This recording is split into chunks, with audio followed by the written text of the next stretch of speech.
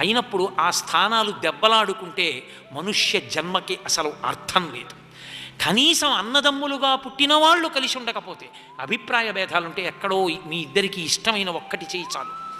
మీ అన్నయ్యకి పౌరాణికం సినిమా ఇష్టం, అన్నయ్యతో కలిసి సంతోషంగా గడపడానికి అన్నయ్యకి ఇష్టం లేనివి మానేసి అన్నయ్యతో కలిసి మాయాబజారు సినిమాకి వెళ్ళొచ్చు చాలు.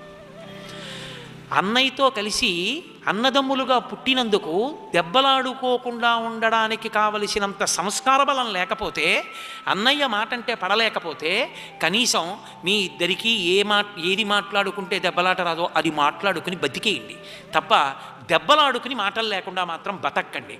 అలా బతికితే ఎంతమందికి చులకనో.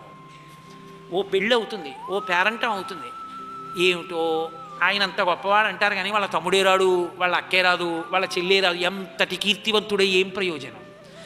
అన్నదమ్ములు దెబ్బలాడుకోకూడదు, అక్క చెల్లెళ్ళు దెబ్బలాడుకోకూడదు.